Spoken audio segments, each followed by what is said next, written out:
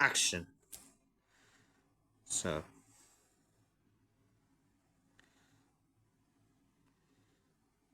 from the director of Barbarian. Last night at 2:17 a.m., every child from Miss Grandy's class woke up, got out of bed, went downstairs, opened the front door, walked into the dark, and they never came back. Where did they go? So, hey everyone, sorry I didn't mean to spook you out, so hey everyone, it's me, the Amazing World of Autistic Fanboy 2002 here.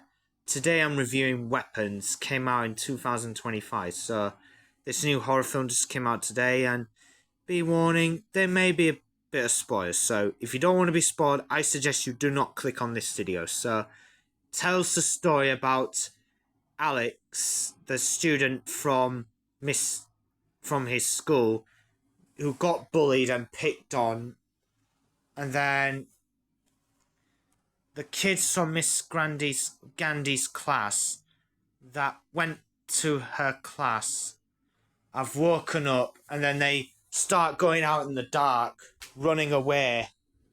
As where do they go? And then the parents, and then the authorities start again. Sorry about that. So it all starts when the kids got out of bed and ran off into the dark, and they never came back, and which leaves the parents complaining, and the authorities searched the streets, and the children were never found, which lead to school closing. And then all of a sudden the parents had a bit of a meeting with the teachers, and you have Josh Brolin, you know him as Thanos from Avengers Infinity War and other movies, and he was also in The Goonies as well. And guess what? He was also Gurney Allen in Dune Part 1 and 2. And then he's the father of his missing son, Matthew. He plays the father of his missing son called Matthew. Also, Benedict Wong from Doctor Strange is in this film, not gonna lie. And then they try to figure out who is behind all this. And then Miss Gandhi, she went to the grocery store to buy a bottle for her home, and then all of a sudden she hears a knock on the door, and then all of a sudden she went outside only to find out that her car is vandalized by one of the kids, and it said witch on it. And then she went to the police station, and then she meets a police officer called Paul.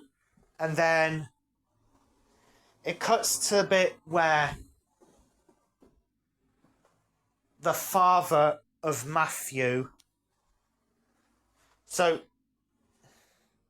the father of the missing child Matthew's the missing child, and the father is played by Josh Brolin.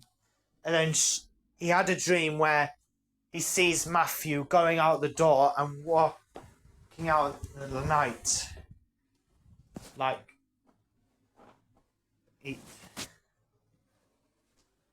And then when he sees his son Matthew, all of a sudden he turned into a witch, and he wakes up from his nightmare. And then he had to go find out. He went to the police station to ask the police chief what is behind the disappearance. I've already explained what is behind the disappearance of the kids at Miss Gandhi's class. And then as he discovers when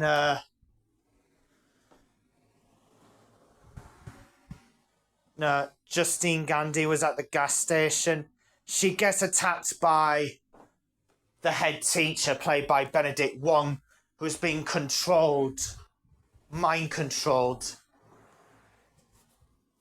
And then we get to a bit where the head teacher is with his husband watching a documentary show on TV about ants, and then this old woman turned out to be the spoiler warning. The old woman is actually the one responsible for controlling the kids that went missing by weaponizing them. He rings the bell, and that's when causing the kids to attack. No. He rings the bell on the head teacher, causing him to go and attack Miss Gandhi. And then the head teacher gets run over by a car.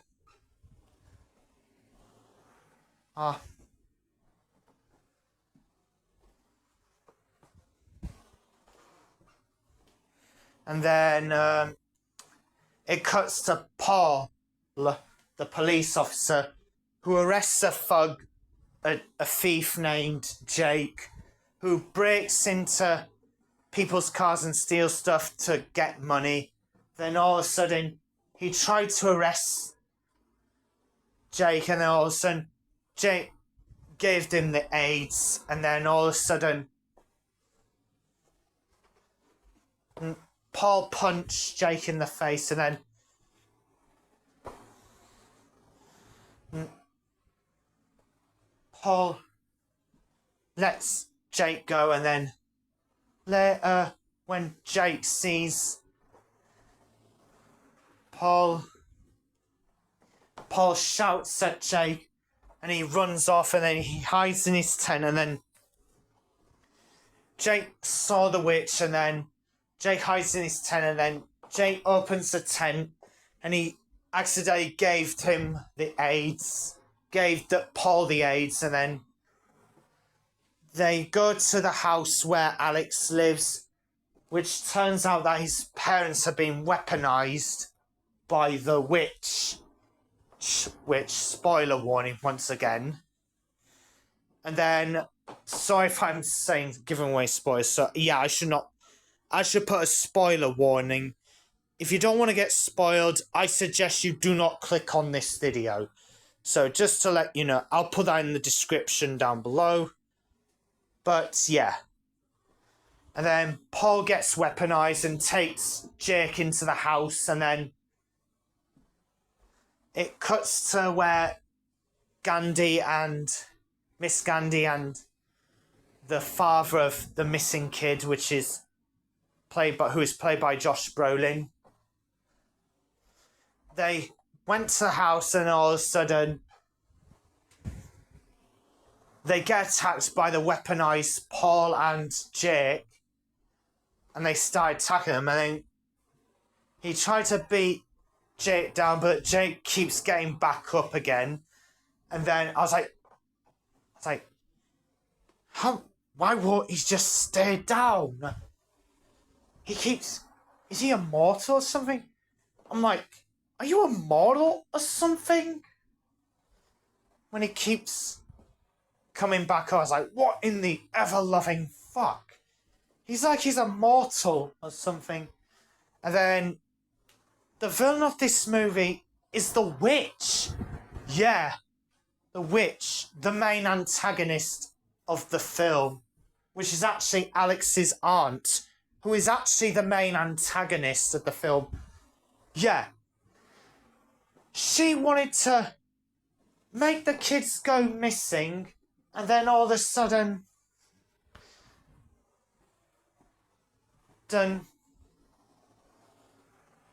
brainwash Matthew's father and attack Miss Gandhi. And then, thankfully, Alex managed to lift the curse, and then the kids managed to kill the witch, and the movie ends when the father takes Matthew back to his home, and then that's how the movie ends. So I had a fun time watching Weapons. Sorry if I gave the spoilers, and yes, you heard me correctly. I'm sorry I gave away spoilers. So Hope you guys like my review on Weapons. I give this film 9 out of 10. Oh wait, 8 out of 10, sorry.